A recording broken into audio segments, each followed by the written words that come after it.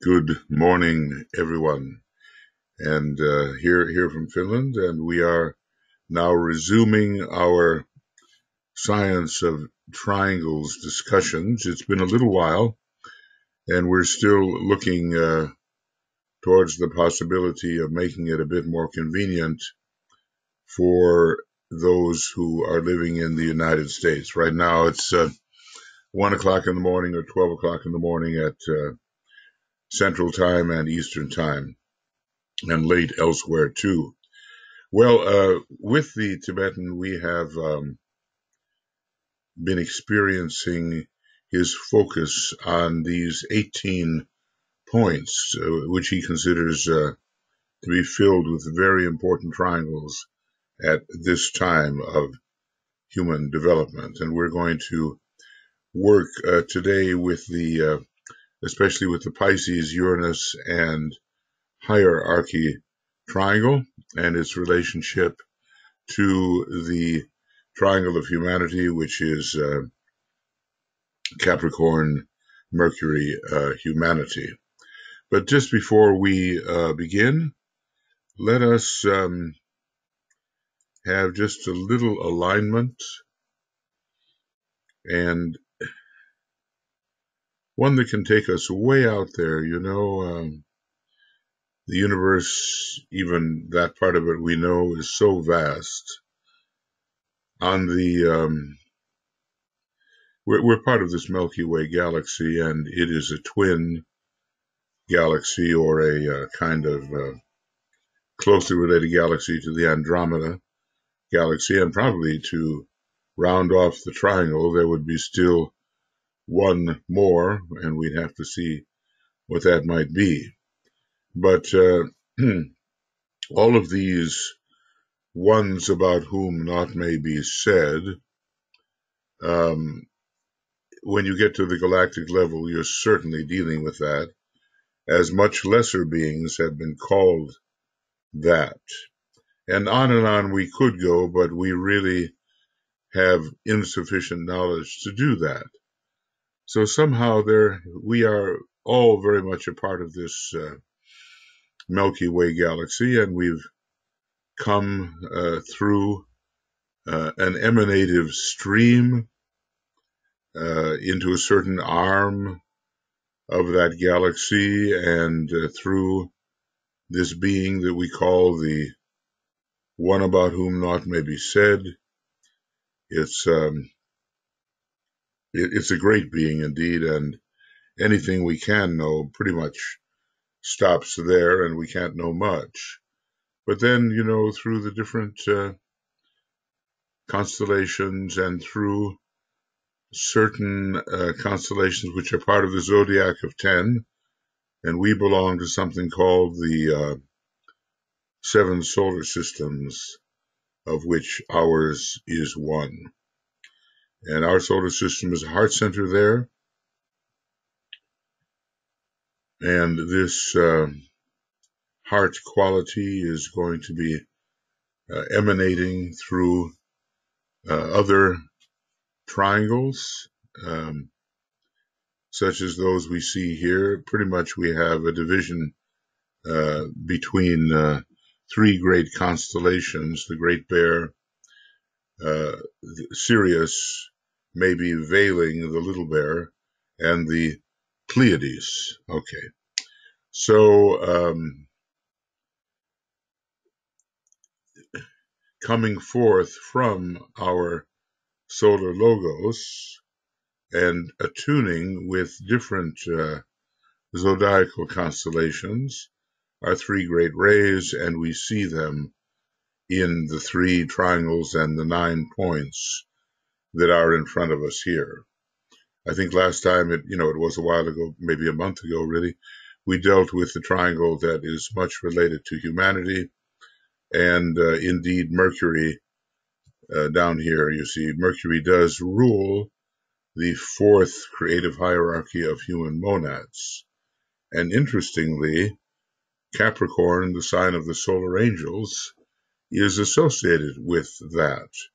Of course, the sign Scorpio should also be there because it rules the Buddhic plane whereon the human monads do express. But now we're going to go into the kingdom of souls and a more spiritual approach that involves, it involves really the Sirius little bear, but the triangle is Pisces, Uranus, and hierarchy. So we'll be most interested to see what DK has to say about that. And I just want to see, as usual, we'll raise our hand when we want to speak. And while I'm going through some of this material, you may have thoughts, ideas, questions. So keep note of those things. And when we conclude today's reading, which will not be long, really, because I plan to confine myself to this particular triangle of Pisces, Uranus, and hierarchy, you can ask anything or discuss anything in relation to the subject or in relation to occultism in general. So I just want to, welcome you all, and Anne and Anna and Anne-Marie and Annette and Antoinette and Ario and Barbara, Catherine, Jean-Pierre, Karen, Carrie, Marianne, Mariut, Martha, Natnia, Nyanka, Risto, Tuya. Of course, she's sort of over here on the staff side, but I think it's easier to function right there. She has something to say. Tung Pham Tan, welcome. It's Vietnam, I'm pretty sure. Vera, Winnie, Zenaidi, and Anne Veronica. And Michael, Stacy, and I are over here on the staff side in case something, goes wrong. So it's a vast system in which we live, and even though our solar system is relatively vast, and our planet too, when you consider it a planetary scheme, those things are dwarfed by the immensity of the one about whom naught may be said, and the various arms of the galaxy in which we live, and the galaxy itself. Apparently the masters have names and symbols for some of these galaxies, and they know the kind of quality which comes from them. Interesting. I think it might be correct to say that our particular galaxy is in a masculine incarnation, and that the Andromeda galaxy, much like Venus in a way, is in a feminine incarnation. But then what do those things really mean at those very high levels? Now, excuse me. Let's go to the reading, and when it's all over, we're going to have a meditation, little meditation, not the full triangle meditation, but something to remind us of the practical side of things. And where are we here? Right. Okay.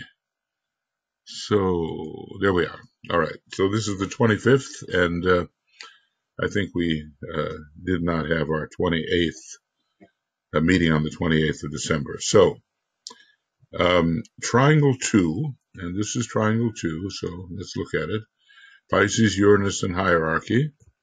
And, I have here as well all 18 points listed.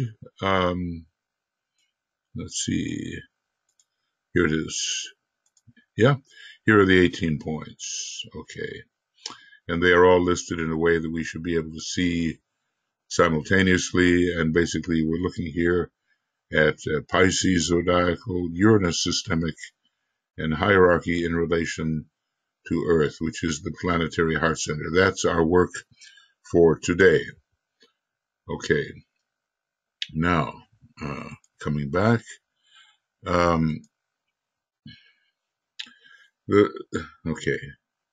let's see, I want to get this correct. Triangle 2 has been called the triangle of the advanced man. Now, what is an advanced man? From a certain point of view, it can be an individual who has a keen intellect, but and that is the lower side of the advanced man. But when we really start to think of it, he's already beginning to relate to soul energy. And if you look at, it's basically a second-rate triangle here. Pisces is the sign that's part of a cosmic decanate and is related to the Christ above all, just the way the Buddha is related to Taurus and Hercules is related to Scorpio. So the power of the soul begins to come in the life of the truly advanced man. When you have, you can have a selfish advanced individual where the love of the soul is not really making an entrance, but we're talking here about something else. So anyway, the triangle of the advanced man, it is associated with the kingdom of souls. Now we know how the kingdoms go, don't we? If we started from below, we would have the mineral kingdom. This is all on the evolutionary arc. The vegetable kingdom, the animal kingdom, the human kingdom, the kingdom of souls, the kingdom of planetary lives, and the seventh kingdom would be the kingdom of solar lives. And on the involutionary arc, there are also 3 involutionary kingdoms having to do with monadic essence, with the raw material out of which things are constructed. So this is associated, this triangle of the advanced man, and of course we have to learn how to come in touch with these energies, associated with the kingdom of souls, with the 5th kingdom in nature, as it is related to the 4th.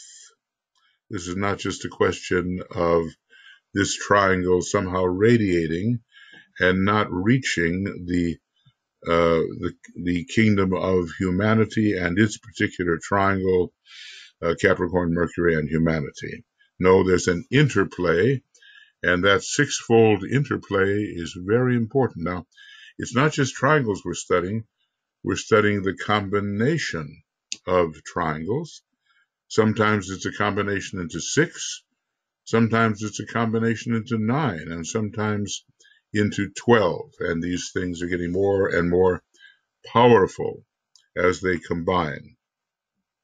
So we're studying the 5th kingdom of nature as humanity begins to invoke it, to infuse, suffuse, merge with the normal 4th kingdom. It's the 5 and 4 together. Sometimes 5 is above, sometimes 4 is above.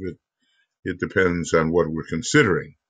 When it comes to kingdoms, 5 is above. When it comes to some of the principles, 4, which is the Buddhic principle, is above, and 5, which is the mental principle, is below. Okay, so in this triplicity of forces, which playing on triangle 3, it is this playing on triangle 3, this is where we normally live and move and have our being, attracts out of it those units of energy which, as a result of the activity of Capricorn, Mercury, and humanity itself, are ready to come under hierarchical influence and to be swayed consequently by different streams of force to those hitherto evoking response. So, think about what the hierarchy is called, the society of organized and illumined minds. So a lot of mental training has to go into being a true member of the hierarchy, and humanity in its place within the planetary scheme has been often called the throat center, which is associated with mentality, and certainly Mercury is associated with mentality, and Capricorn distributes not only the rays of will and order, but the third ray of creative intelligence. So there's, in this triangle here, there's a lot of mentality. Capricorn, Mercury, and humanity. And if we cultivate these qualities, we will be ready to invoke and hopefully evoke the energies of Triangle 2, which will begin to merge with us, and then we'll have an idea of what the soul really is, and it will be a present energy. It will not be something that we just talk about. We will begin to feel it. So mental preparation for hierarchical advancement, and there are so many people that are involved excuse me, with triangle number 3 here, but they are not yet at the place where they can begin to invoke the higher mind and the Buddhic plane, where triangle number 2 is functioning. So just because you're a human being doesn't mean that you're ready to merge triangle 2 with 3, but people of our type, students of the ageless wisdom, servers on behalf of the divine plan, we hopefully should be ready to merge these two triangles. There's a zodiacal merging, there's a planetary merging, and then we're very used to the idea that the hierarchy is now returning and there's going to be a merging of hierarchy and humanity. Okay, now, so let's see what he says in particular. Pisces is particularly potent at present in the life of humanity. Well, you know, it's one of the great cosmic decanates as far as our system is concerned, and it's Christ's major sign, but other reasons are given. Particularly potent at present in the life of humanity, owing to its being the sign which is now passing out of influence as we progress upon the great wheel of the zodiac. And this is not just passing out of influence in the lesser equinoctial cycle of some 2160 years, or sometimes it's enlarged to be called 2,500 years. This is a 25,000 year period of Pisces, which is now passing out of influence, and an even greater cycle around the time of the Christ, 2,000 years ago, was a 250,000 year cycle, approximately what it takes for our solar system and its associated stars to go around the Pleiades, at least according to occultism. Some astronomers don't think that can happen, but occultism tells us that it does. So great big cycles are coming to an end, and great big cycles are beginning as well. So with regard to Pisces, it is this sign with its combination of energies, you know, raised 2 and 6, and Jupiter and Pluto and Neptune all involved, which has produced such a potent vibratory activity in humanity that it can successfully and eventually, okay, not immediately perhaps, enact the role of World Saviour. Now, you know, humanity must first become, in a way, the Aquarian world server, but eventually there will be the saving influence of humanity, especially in relation to the lower 3 kingdoms of the animal, vegetable, and mineral kingdoms. So Pisces may sometimes seem to be a weak sign, but as one of my friends who studied this from the physics point of view said, well, water is very non-compressible, and when you hit water, you know you've hit it. You know, it's a very dense experience. So we need to preserve what Pisces has given us: obedience, a great idealism, a reaching into higher worlds. And of course, you know, the opposites exist too, a reaching into such higher worlds that one doesn't pay attention to what's going on here. But let's just say that helping impulse under Jupiter, under Neptune, and the impulse of ending coming in under Pluto, one of the major rulers of Pisces. It is this sign, with its combination of energies, which has produced such potent vibratory activity in humanity, and it can successfully and eventually enact the role of the world savior. Okay. Of this salvation, Pisces is the sign. Now, and sometimes we hear about the new group of world servers, and sometimes we hear about the new group of world saviors, and that's another step. And sometimes we understand that you can take your fifth initiation and essentially leave the human race per se behind in the sign Aquarius. It's good for the third, fourth, and fifth initiation along the line of world service, but when it comes to world saviorship and all the kinds of sacrifice which might be necessary, will be necessary, Pisces is the sign. He says, okay, it's also the sign of death. This is good or bad, because it's associated with Pluto, and as you know, he says, and in its death aspect, we see the Piscean correspondence to the first aspect. It carries a lot of the first ray and the second ray particularly. The destroyer aspect of the Logos. Now, there were some horrible people, that in World War II that were mass murdering many, it's just incredible. And they were both Pisces. It's incredible. They were Eichmann and Heydrich. They, said like to have no heart at all. Everything was just efficiency, and they were bringing, I suppose it was a great karmic expiation, but they were bringing many thousands and even millions of people into a condition of death and finality.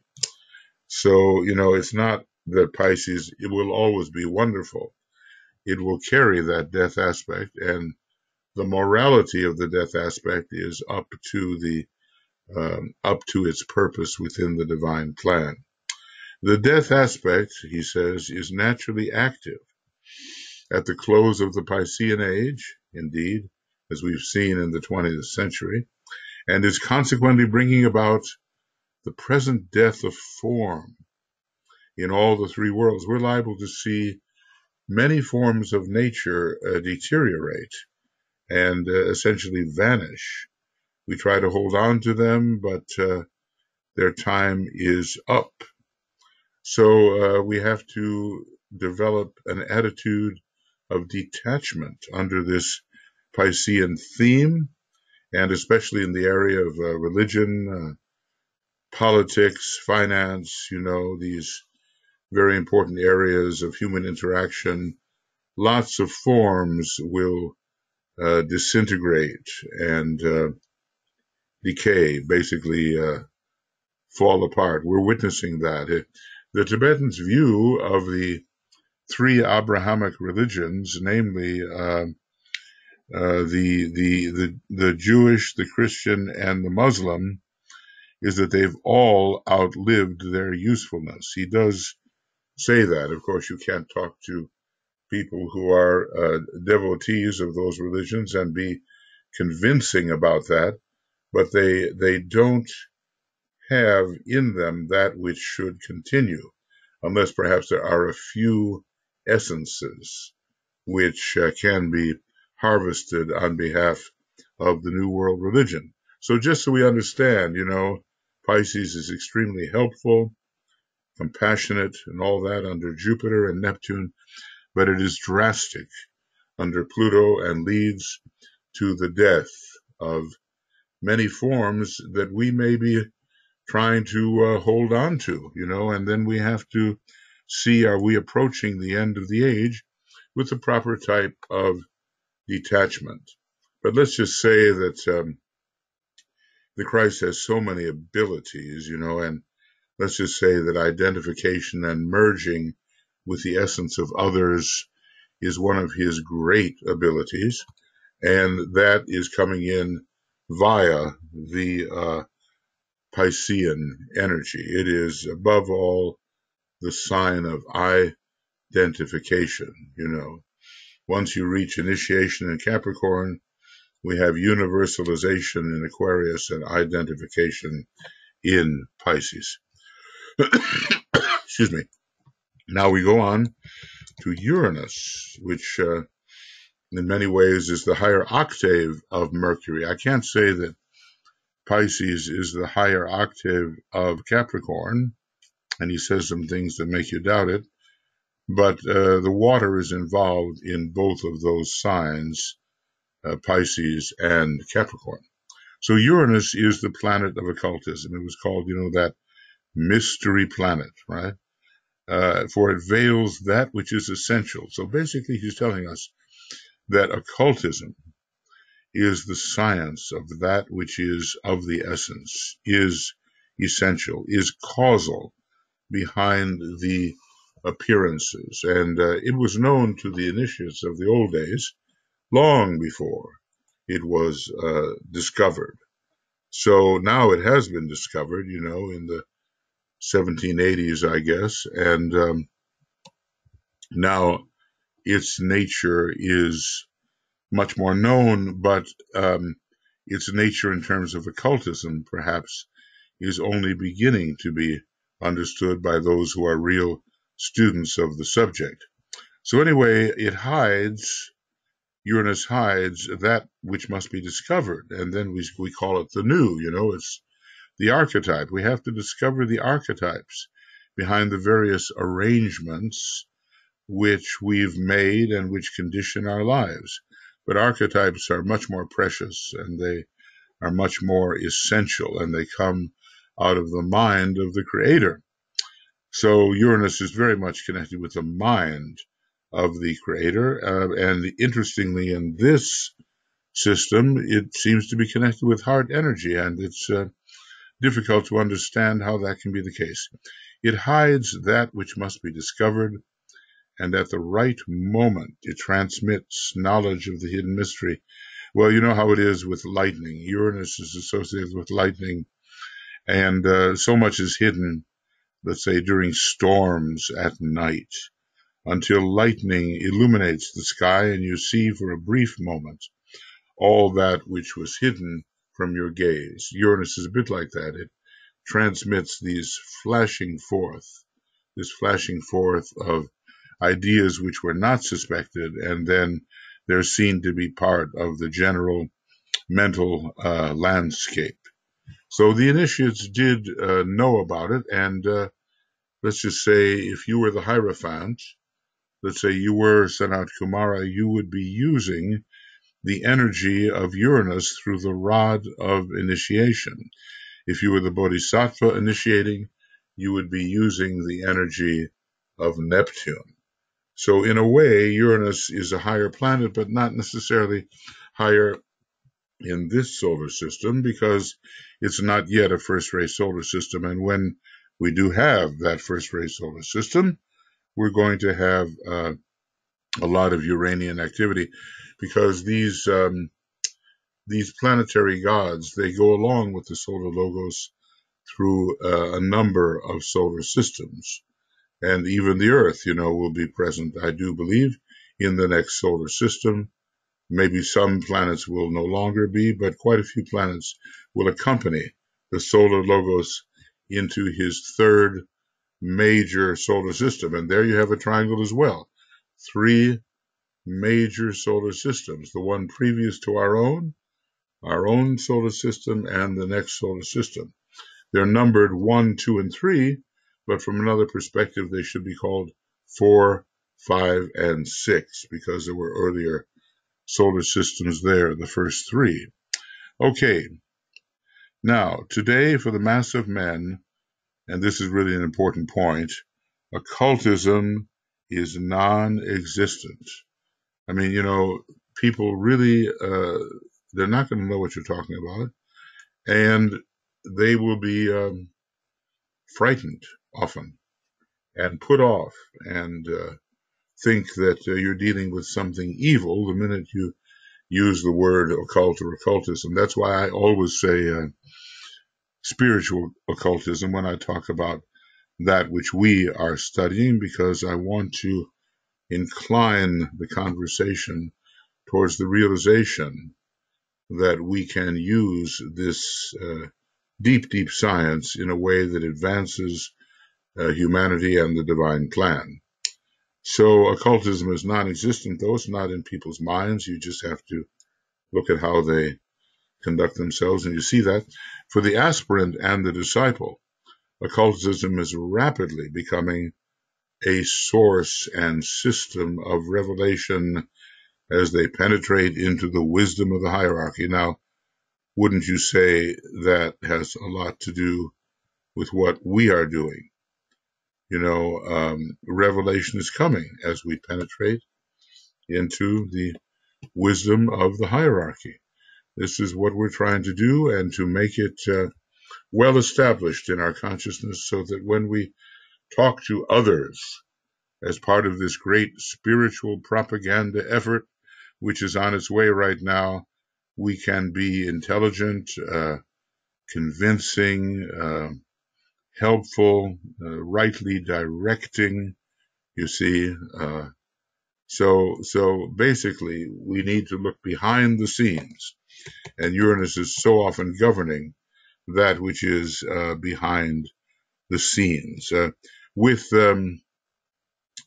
Let's see, Pisces and Uranus, I've said here, are quite related in one respect, that they end the world of illusion, the illusions of time and of space.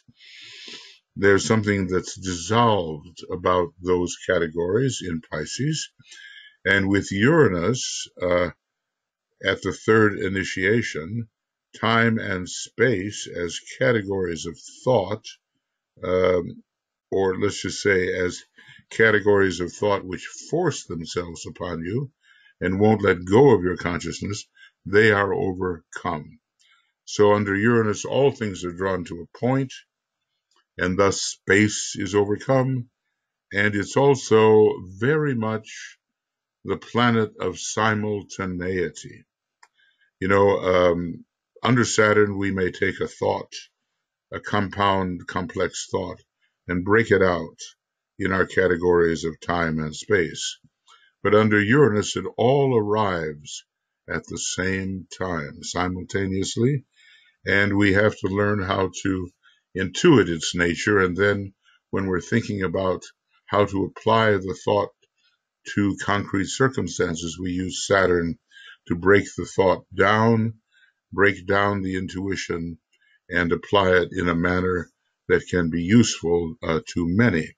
Because not everybody, you know, is finding that they can access the intuition.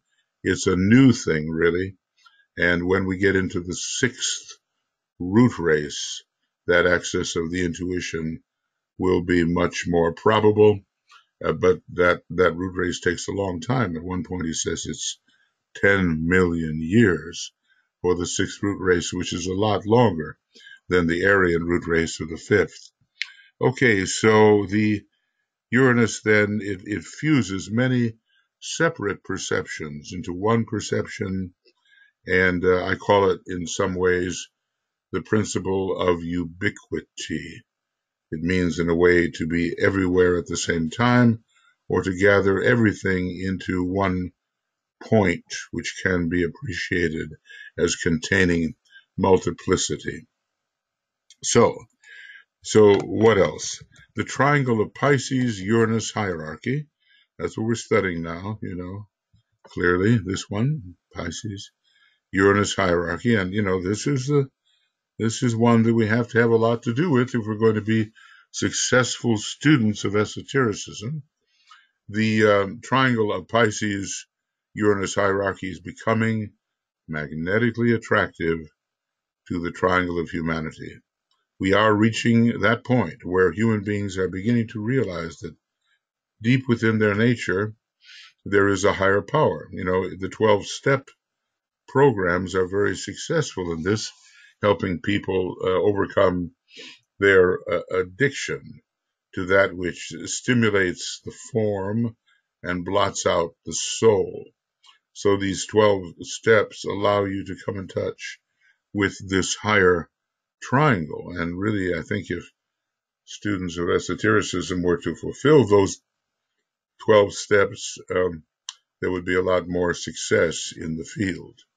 So anyway, the energies of this triangle are descending. They are attracted by the type of human being who is ready, an advanced human being who is ready to interact with the realm of the soul. Pisces, Uranus, and hierarchy. Uranus and Mercury in combination are dualities. Well, as I said before, Uranus is definitely a highly mental planet, and it is considered to be the higher octave of Mercury. They have some of the same higher rays, I think. One of the higher rays of Uranus may well be the fifth, and certainly it is the first ray. And Mercury has a very powerful, I think, monadic fifth ray. And Mercury has a lot of the third, and so does Uranus. They are definitely related to each other, but Uranus is, if anything, more powerful and more intuitive. Uranus and Mercury in combination are dualities, which the disciple learns to resolve. See, we can use the concrete mind, we can use the mind the way we usually do, or we can use the sudden revelatory mind. And in the process of this resolution, he shifts his focus out of the human kingdom into the fifth kingdom. So the initiator, Sanat Kumara, is welcoming the would-be initiate, the candidate, into the fifth kingdom, and he's really a member of the fifth kingdom by the time he takes the third initiation. He is applying to the fifth kingdom, we might say, when he's taking the initiations of the threshold, the probationary initiations, the first and second. But when that rod of power is wielded by Sanat Kumara, it is Uranus. It is the fifth ray. It is cosmic electricity. It's bringing us really into membership in the fifth kingdom. And this is the hierarchy of souls. And more people along this line will be needed, just as initiates of the fifth degree, masters, will be needed in some numbers. So now he's kind of blending these things. Uranus and Mercury, it gives all kinds of mental capacity. And Uranus has a lot to do with the very highest plane, which is the sea of fire. And it rules the final burning ground. So when you start putting Uranus and Mercury together, you do get a very strong, maybe 5 planes of mentality. And it takes you very, very high onto the highest level. In a way, Uranus is a correspondence to the solar logos's mental permanent atom or mental unit, one of those two. Neptune is a correspondence to the astral permanent atom of the logos. And finally, he says that Saturn is actually the physical permanent atom ruling the whole cosmic physical plane of the solar logos. And that's quite a triangle, isn't it? Those are, it's not the synthesizing planets, but it's 2 of the synthesizing planets, Uranus, Mercury, and Saturn. Or we can look at this atomic situation and say it's Uranus, Neptune, and Saturn. Now he's going to blend here Pisces and Capricorn. Pisces and Capricorn in unison bring about those changes which, now here, which is on top, which is superior. Lift the disciple out of the waters. Those could be Piscean waters. They could be the waters that are crossed by the Capricorn applicant. Lift the disciple out of the waters, wherein he is rapidly drowning, onto the mountain top, from whence he can watch the recession of the waters. So that's a higher form of Capricornian energy. And if we look at Pisces as tuning us in with all kinds of subtle energies, we can receive those from the mountaintop as well and not be submerged in what water usually means, that which drowns us and prevents us from seeing reality as it is. So thus does he know himself to be initiate. These two signs work in and out together with each other, but Pisces is in a way the sign of salvation and a still higher sign of identification than is Capricorn. But there are different ways that these signs express, or these constellations, and according to the mode of expression, so will be their function relative to each other. So many subtle energies are revealed, and we watch the recession of the waters in their usual sense and entering the great, what can we call it, the great ocean of theosophy, as it is sometimes called, and Pisces rules that ocean, which is successively seen from further and further, higher and higher mountain tops. The present world crisis should and will see a close merging of the two triangles. Well, that's what we're trying to do. We're trying to, through our meditative discipline and through our studies and through our service, we're trying to help people understand that they can merge triangle 2 and triangle 3. So there's a crisis, and because the triangle 2 is approaching, that exacerbates the crisis. I'm doing some work now on externalization of the hierarchy, and he came to a section where he says, now here are 8 reasons for the present unrest, and the return of the hierarchy is a big one. It's really worth seeing, somewhere around page 70 there, or you might want to listen to the videos that are being produced. Okay, so here, we've seen the 3 triangles, and we see that the merging is not complete. Hierarchy sought to stimulate humanity. Excuse me. Humanity sought to enter hierarchy. Excuse me. I think I have to have some water here. But the two-way street doesn't come until the future, where the merging actually occurs, and it's a threefold merging, and it's taken a long time. We're talking about 21 million years here, or from another perspective, 18 million years. Okay, now a little bit more, just a little bit more.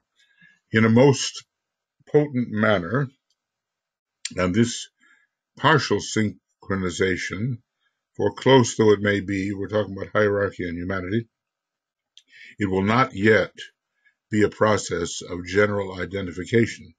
And if we merge these 6 energies, now what are they? They are, from the zodiacal perspective, they are Pisces Capricorn. From the planetary perspective, they are Uranus Mercury, and from that's the solar systemic perspective, and from the perspective of our own planet, they are hierarchy and humanity, but they're not yet really merged and fused. And when they do, and this is very interesting, talking about how triangles lead to general conditions in human consciousness, when the 6-fold energy is produced, it is needed to bring in the new sixth race. Now, a lot of South America is involved in that quite a bit, but so is Europe, and I would say, of course, all of humanity will be involved in it, but there's going to be the emerging of various centers that have been inactive before. So 6 energies properly fused, 2 triangles, 6 energies, we ponder on that, help produce the 6th root race. Man is, he can identify, he can be sensitive, he can climb the mountain of initiation in Capricorn, he can be open to the intuition, he can use his mind in many different ways, and the hierarchy of love and humanity providing light will merge. So let's keep that in mind. Okay, and the New World period wherein fellowship and brotherhood will be manifest in all human relations. And I would say that at the end of the age of Aquarius, which I think will be particularly the time of the Christ, and it will be ruled by Venus, we're going to have a very strong display of that brotherhood, and perhaps we will find by that time a very strong merging of the second triangle and the third triangle of humanity. Okay, so the next reading, when we get together in a couple of weeks, I guess it will be, I'm going to, let's see, was it 437? We've just ended number 25, and we're on page 439. Okay, so this is number 25, the academic reading, and 437 to 439. Not a lot of pages, but the subjects are deep, and we have here the 11th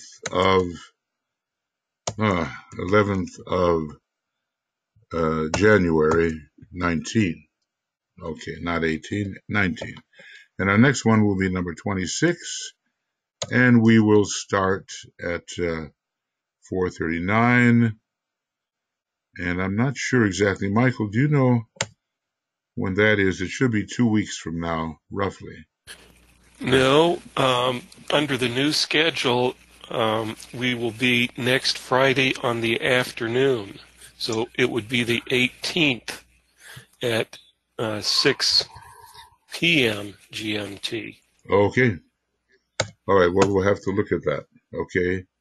That's interesting. And this is going to be at 4:39. Right. So we're trying already to make available to the people in the States and in South America an opportunity to participate instead of having to stay up in the wee hours. Now, the next time we get together, we're going to deal with the triangle number 1, which is very powerful indeed, and it's Leo, Saturn, and Shambhala. Okay. Now, friends, I think I've talked as much as I should on that, and I assume you've been taking notes, and you may have some thoughts or questions about it, or in general about occultism. Let's just say that when it comes to fusing triangles, it's going to be going on all over the planet, the solar system. They do not remain completely independent and unrelated to the other triangles. Now, sometimes it's particularly Mercury's task to fuse all these many, many different triangles into a oneness which allows a type of unity to really emerge through the triangles network. Okay, so let's see. I'll look here for your hands, and we have 26 of us here on one side and 2 on the other. And if you'd like to Here we go. There's Tuya. Okay, and you're self-muted, dear. So unmute yourself. There you go. Oh, sorry. Okay. Okay. Good morning to everybody. Yeah, first about this scheduling, that's why we are doing that, as you were explaining, that we can have also for the triangle meditation the possibility for the other part of the world. And so it's going to be now every second time we have the morning, every second time we have the evening. Yeah, that's it. I think it's easy to remember. I think it's good. But I was yeah, go ahead. Yeah, go ahead. Yeah. So I was just thinking about the Uranus, two questions. What was the time when Uranus was in Pisces? Now, because now it is moving towards Taurus. So 7 years ago, and 14 years ago it started. 14 years ago. 14 years ago. I was just trying to wonder what was happening in the world. Mm-hmm. Early 2000s, and well, you know, I suppose it is an invitation to use the second ray energy. Maybe I could find a way to tell you exactly when that occurred. I think. And I was thinking what was happening in the world of internet and this kind of connectiveness in the world. It's going to take a little. Because something on that, yeah. something about that area has to have been happening. And when we study only that part, that how much hierarchy is trying to connect the whole planet. Via that we become only one unit in our consciousness, because before internet our communication was based upon telephone, radio waves. So it was, in one sense, it was very rapid, but when we think about whole humanity, how via the internet we became really in at the same real time. Yes. And I think we also experienced Saturn in Leo at the same time that Uranus was in Pisces. And then probably there was a time when in all of that, Mercury for a short time went into Capricorn. That's why, as I recall, there was a triple triangle there. We have to learn to think in planetary terms. This is what it boils down to. This is not about your own little private life, you know. It's something much more. Yeah, and that's interesting. I didn't know that the Saturn was then in Leo, which is then relating us to Shambhala. So thinking about in that sense and that line, so the whole unity, or this unitedness, or how do you say in English, Union is not only hierarchical effort, it has to be the mind of Sanat Kumara as well. Take a look at this one. Because this is January, and all three are in the right place. January 2006. All three. Uranus, Saturn, and Mercury. They're all in the appropriate signs. Of course, obviously, Mercury will stay a much shorter time. Saturn stays 2.5 years, and Uranus stays 7 years. Yeah. Right. So again, going back to that, when we are living the times of the forerunner. So, and it is said in the Bible, and you see signs in the skies. So we see all kinds of formations formulating in the skies, but also these factors in horoscopes, that we can see that how behind the scenes all of these energies are functioning all the time, and they are preparing our minds. Yes. DK is very important. I mean, he's spending a lot of time on this triangle because it seems to be the way of uniting hierarchy with Shambhala and hierarchy with humanity. This particular triangle seems to be that. And there are a few possibilities of also uniting humanity and Shambhala in a lesser sense through these impacts. Yeah. Exactly. I was just thinking that the new group of World Saviours, because it is the task of that group to keep the vision of new coming age or the betterment for humanity, and all of this thinking about the internet, how much it is educating at the same time, that those who are poor or they don't have the access, maybe in some of the places they don't have money to go. I just saw one documentary about them from Africa, how many thousands of little or young children are using the internet for their studies in the local village, if there is the cafe or something, that they are going and take some information from there. So that is a huge advancement for whole humanity, and that is so Uranian thing as and well. And then the Mercurian. other, both of those oh planets. yes, Yeah. oh yes. So then the other thing was about that when we think about connection, Uranus and connection with the hierarchy, who is the heart center, and thinking that Uranus is the highest ruler in Leo, who is the heart sign, and these impulses, these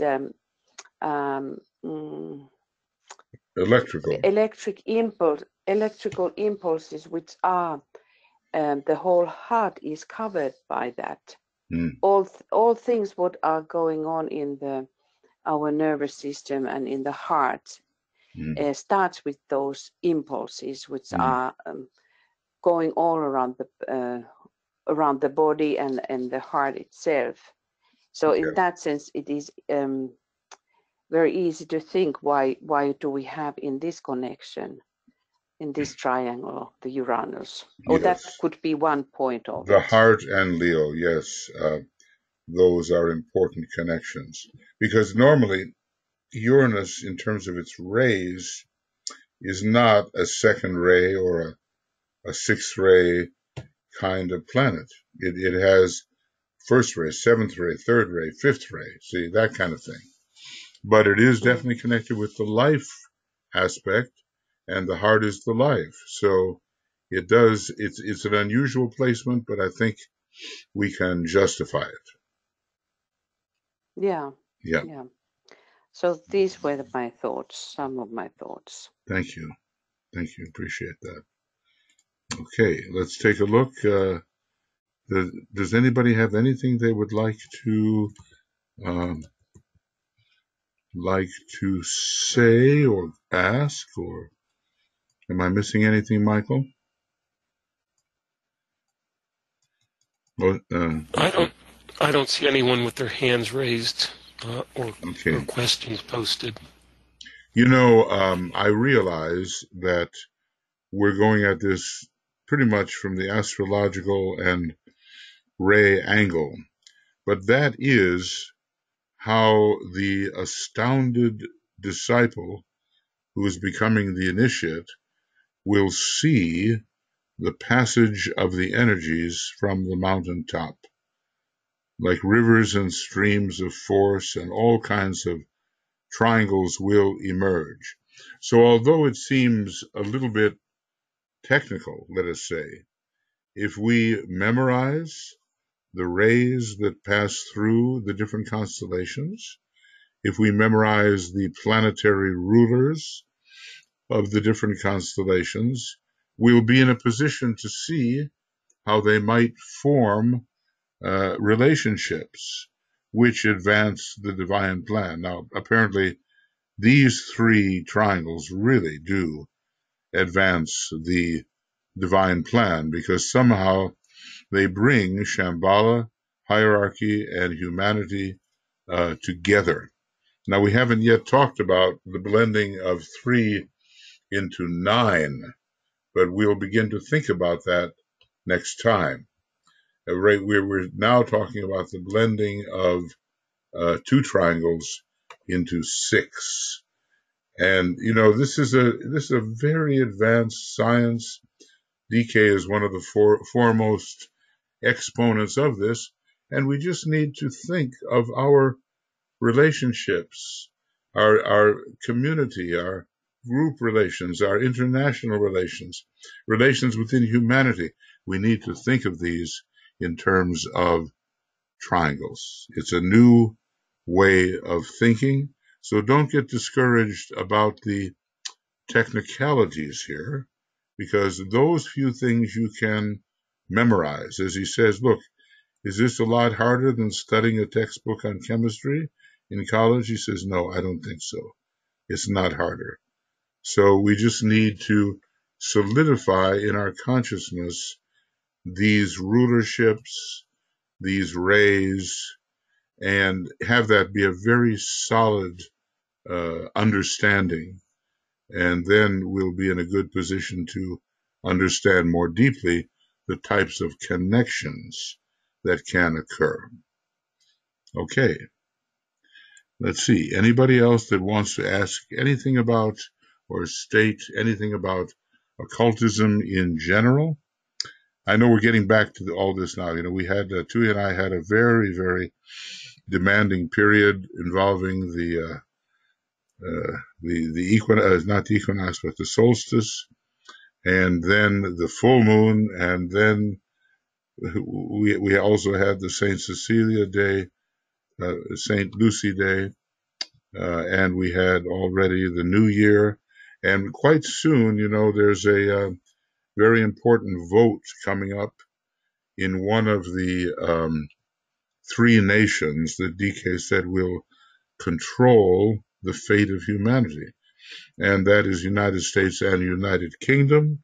That's where the vote is going to occur, and then Russia. Okay, so we're planning, and we'll let you know about it, to have some kind of meditation or vigil on Tuesday. I think it's Tuesday the 14th. Is that it? Something like that. January. Let's see. Oh no, Monday. It's Tuesday the 15th. On Tuesday. Tuesday the 15th. Yes, on Tuesday. Tuesday the 15th. So you're welcome to join us. We haven't decided yet whether it's going to be a webinar or partially a webinar or partially a broadcast. But in any case, we want to work for the forces of unity rather than fragmentation. And so we have to think of these important nations and their relationship with each other, and not fall back into some kind of isolationism. So we'll let you know about that, okay? And, yeah, go ahead. Michael, one thing related to this, I was just thinking if you could go through how Uranus is acting, because via Russia, 7th ray is important in how Uranus is playing, and Pisces in these countries. Well, let's see, there's not so much Pisces except in the connection with the United States, I suppose, since the United States is the heir to the Piscean civilization and the 6th ray civilization, which means that all of these old things, which have to be outlived, are very concentrated in the United States at this time. But Uranus, you have to relate it to the soul sign of the United States, which is Aquarius. And although Uranus is the exoteric ruler, it's also one of the major hierarchical rulers veiled by the moon for the United States. Now, so that spirit of enterprise and invention and freedom and all that kind of thing, that's very Uranian. When it comes to the United Kingdom, the signs there are Taurus and Gemini, but the signs of London, I think, are Leo and Libra, and in both of those, Uranus has its strong place. Uranus is the hierarchical ruler of Leo, and Uranus is the esoteric ruler of Libra. And I think, if I'm not mistaken, that they rule the city of London, which is also a major planetary center. Now, the same thing is going on as in the United States when we look at Russia, because it has a soul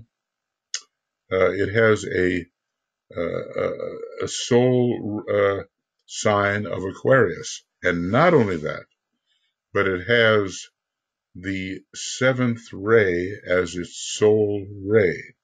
Therefore, Uranus will be doubly important in terms of the innovations, the technical possibilities, whether for good or for ill, of Russia, and many psychic discoveries, and in general the examination of the etheric body in a manner that will be revelatory. This we can expect to come out of Russia once it begins to apply its soul ray correctly. And probably there's more we could say, but the Uranus is involved in all of them, okay? In all of them. Okay, do we have anybody that wants to say anything further? Otherwise, we're going to go on to our little meditation. And, okay. All right. I wonder, just for a moment, maybe Alex, I wonder if you'd like to give us just a short rundown on the importance of the coming election in the UK, since I know you have been following it. Okay. Good morning.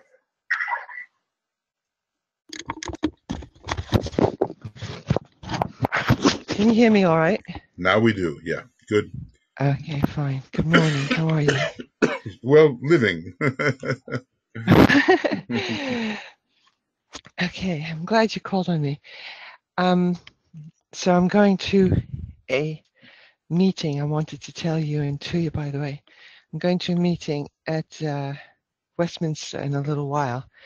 It's an all-day convention with the top MPs and famous people who are leading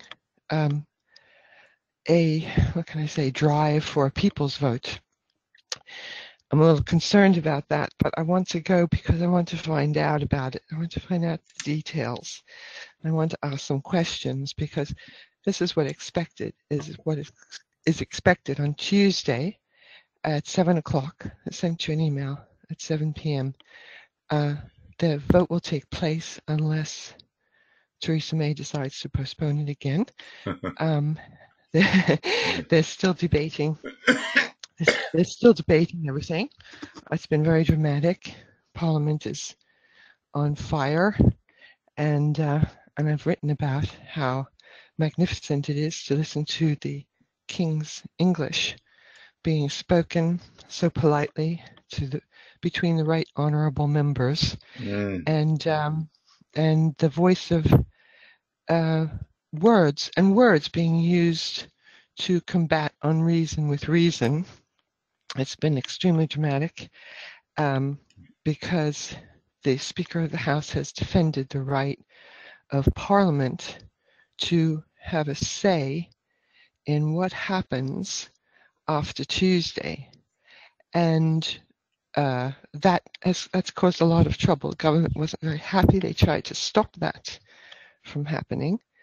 But a motion was passed that on Tuesday, if the deal fails, and it's fully expected to fail, so if this Brexit deal were to pass, that would be quite That would be quite shocking. Mm-hmm. The way the votes add up at the moment, there just isn't the support for this deal. So everyone is already thinking about what's going to happen next. And I also fully expect it to fail. And everyone's thinking about what's happening next. And what the motion did was it said that instead of the legal 21 days that the government can take to come back and say, what next? Parliament is forcing the government to come back in 3 days and say what's next. That's a government's not legally bound to that. They can actually refuse, but if they did, that would also be very dramatic. So I just want to say that on Parliament live.tv, or it's either parliamenttv.live. You can watch it online, but already fireworks have passed quite a lot. So here's the situation: is that it's expected to fail. It's expected to happen at 7 p.m. GMT. It could be a bit later, and then there will be a lot of kerfuffle and a lot of discussion immediately and 3 days later about what's going to happen next. And I'm studying a paper at the moment that says the route to a people's vote. But I just want to say that really, to my mind, the thing that must happen is that the whole thing must collapse. It must collapse in some way. But as I said, I'm going to a convention where the people's vote, there's going to be thousands of people, thousands and thousands, and hundreds of thousands supporting this idea of another people's vote. However, there's a film that's just come out, it's very controversial, called Brexit, the Uncivil War. And it's a bit like if you watch The Inconvenient Truth or one of these films by Michael Moore, and you start to, it is a satire about Brexit, and it satirizes the main characters. But what it actually shows is a lot of truth about what actually happened. And the reason I'm mentioning it is because it's so relevant to us and to glamour and to all of our work and everything, which is that what it does show is that it was propaganda and manipulation, and men in white suits and white men in suits and gray suits with a lot of money, and it shows how the campaign was run. And it's quite horrifying because the fact is they're talking about going through this again, going through the whole thing again, and all the best people are behind that idea. Yes. So honestly, as an esoteric student or a member of the public, I honestly don't know what happens from here, what we can do, what needs to be done, who's in control, and what's going to happen, because this film, which was fictional but a dramatization of what happened, really showed accurately the terrible things that went on behind the scenes, the division of the camps and the deciding of the words they would use and the propaganda they would use, and then the anger that arose. It made clear that there is anger there in people. There's anger in society. It's so similar to what's going on in the United States. And then something happens like this, and it taps into that anger, and people get involved, and people get swept away, and people say things and vote for things, and we don't actually know anything. We as people on the ground don't actually know the forces, the physical forces, not the esoteric forces, not the hierarchical forces, but we don't actually know the forces that are manipulating and making decisions in government and military and corporations and so forth. And so how do we function, clarify, and influence others? And it's so important. It is, and it is a triangle Well, he says the future of humanity depends upon this triangle. And so Yeah. the UK has to be holding its proper place, whatever that may be. And right now, the relationship between the three is not the best that it's been. So we'll be working with you. We'll contact you, and we'll offer to everybody via the constant contact what we will do on Tuesday. And he tells us, the modern mystic is really interested in world affairs and distinguishes himself or herself from the mystics of the past by realizing how important the involvement in world affairs really is. And our method, of course, is via our meditation and the projection of thought. So Right. we'll be in touch with you, Alex, and thanks for that rundown. What's going on in the U.S. and UK right now are in crisis proportions, and we have to find the best way to help, which we'll work on that. Okay, thank you for your help on that. Now, yeah, Tuya, I have here this. If you would like to, yeah, I have here, Yes. starting from the light, if you like, or a short meditation on the bringing in of the important triangle. Where would you like to begin? First of all, I would like to comment, thank you, Alex, again. Put us into the terms of the time and think about times of 2,000 years ago. And you can keep, Michael, have this light image there, right? That one. And let us think what we know about what happened then of the time of the John the Baptist. The group, we are supposed to be the John the Baptist. And when he was working, if you think about the last, final years of his, how many forces were rising around him. So the same way, these forces are now arising because the group as the forerunner is coming to its the end of the time, what has been given for us, which is again related to these higher cycles which are happening, or higher triangles which are affected or stimulated behind the scenes, what we are not conscious of, and by studying the triangles we should become to be conscious of what kinds of things they are affecting. So what we see absolutely, like in the Piscean age, we are going to see two kinds of things are rising and they are fighting. We see the personality forces of humanity, and we see then the soul-based energies in the groups. At the same time, the governments and who has had the rulership is from the personality side of humanity. There is not any society or not any government who is expressing the soul qualities. So, and what is our role in that?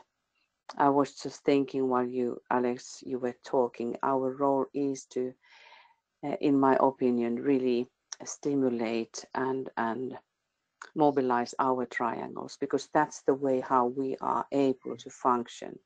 And that is what DK says. It is about how the great Buddhas can also affect humanity. So Michael, what about if we would be going so that we will start with the triangle of light, in the idea that we are, that the group is one, all of us who are now gathered. And Michael, I cannot see in my screen the names. Could you please just say all the names who are now gathered?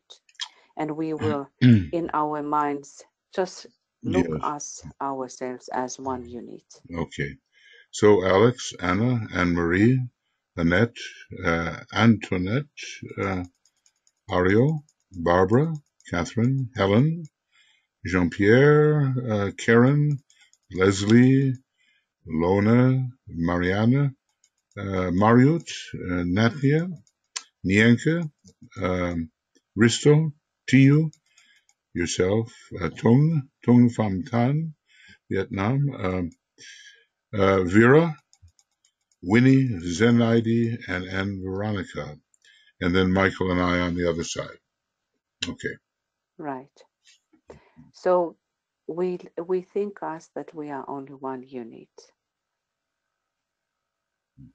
And we link with the soul of the group and with Master DK. And forming thus a triangle of light.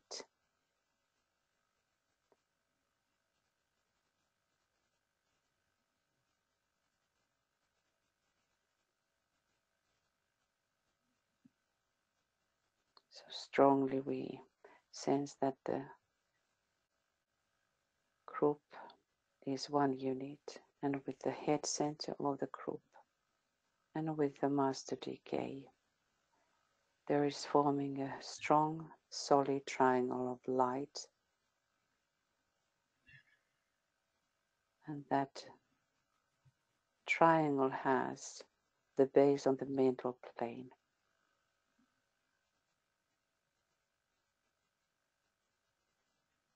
And the lower point, the apex, is touching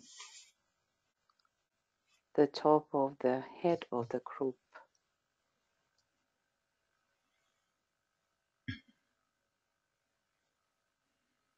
And through that streams in the light orange golden color, light pouring down and flooding the whole body of the group.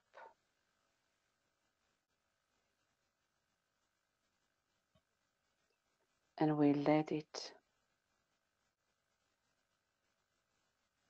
flush and energize our group field. We all like bathe in the light as we would bathe in the waters of the sea. This light is permeating our physical equipment.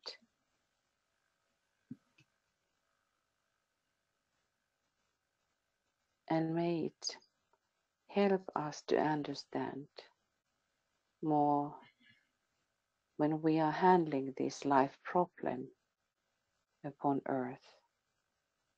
We all can see that we are really on the verge of going to the totally new way, or this old way will trap the humanity, the consciousness of the humanity.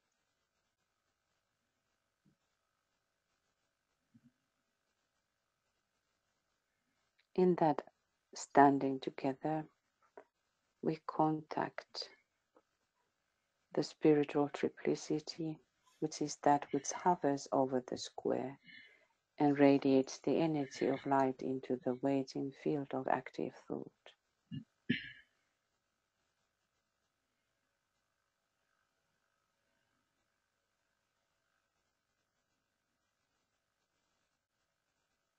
And in that, we focus on our own triangles.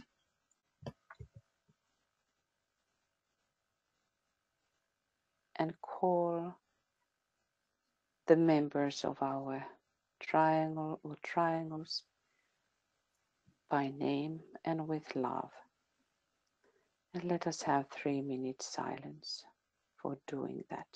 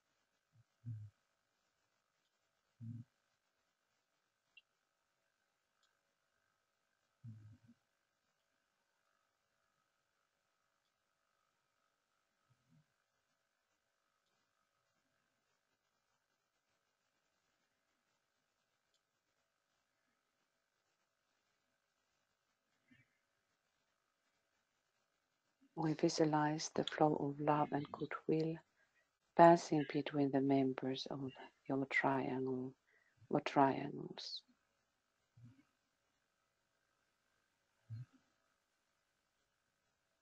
Visualize now the flow of spiritual light passing between the members of your triangle or triangles.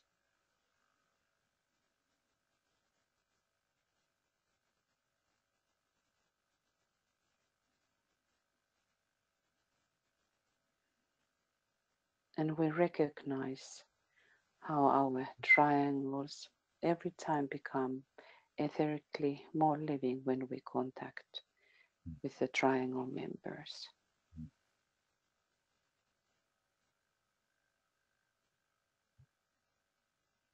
By active will, we link our triangles with the global network of golden triangles.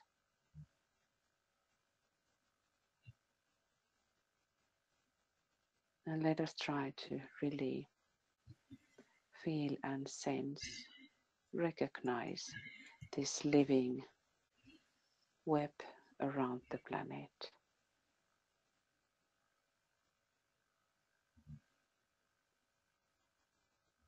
And really know that you are a part of this great entity.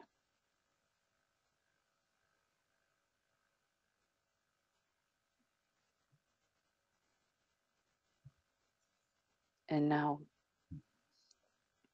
one of the main parts of this, we recognize our connection with the three Buddhas of activity in Shambhala, who can energize the triangles network for protective purposes.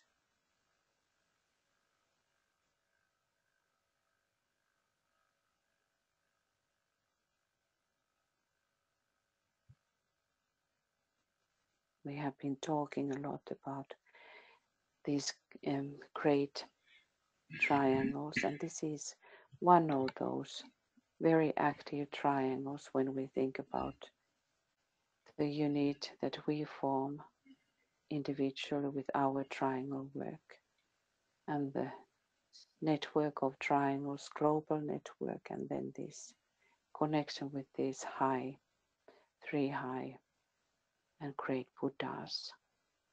And there is direct line for 8.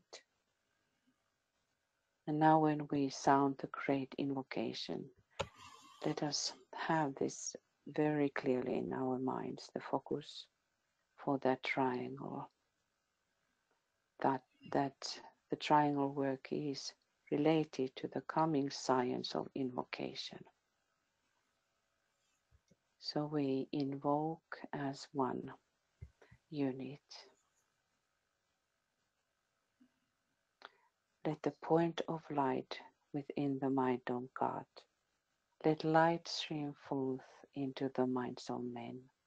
Let light descend on earth.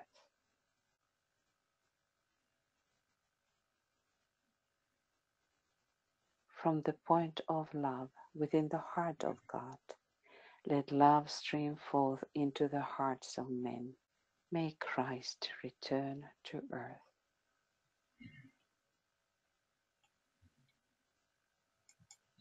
From the center, where the will of God is known, let purpose guide the little wills of men, the purpose which the masters know and serve.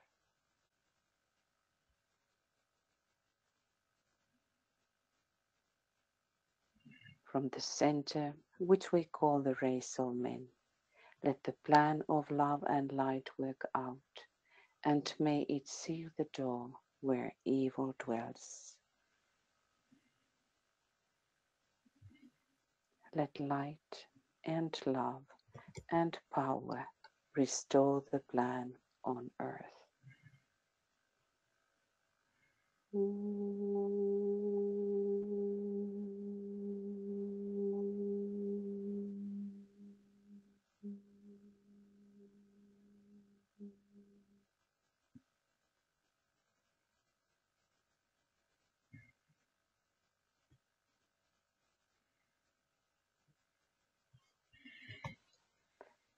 We see the global network of golden triangles covering the entire planet.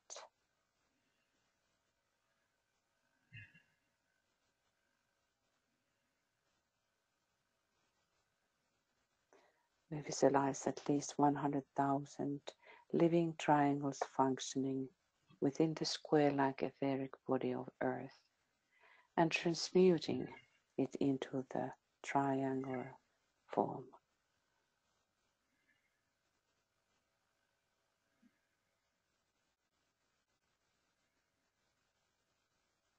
And we see the planet Earth as a sacred planet and humanity redeemed.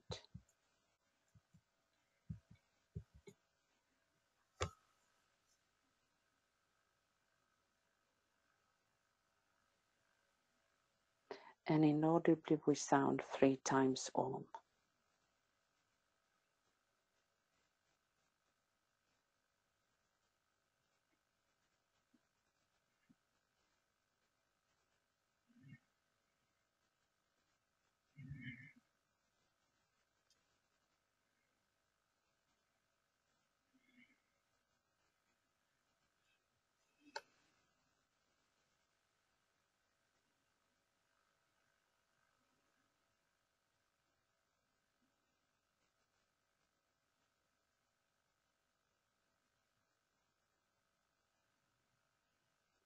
Thank you.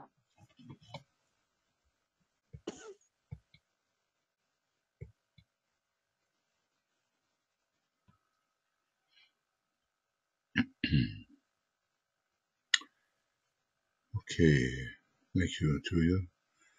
And now we will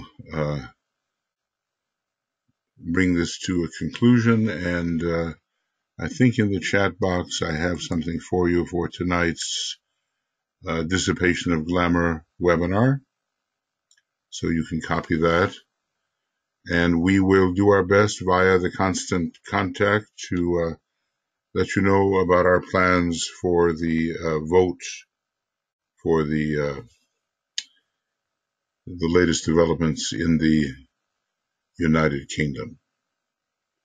So we appreciate your presence. Lots of love, many blessings, and we will resume tonight at 6:00 p.m. Dissipation of Glamour webinar. That's GMT. Okay, all the best. We'll see you later. Thank you for your attendance. And bye-bye.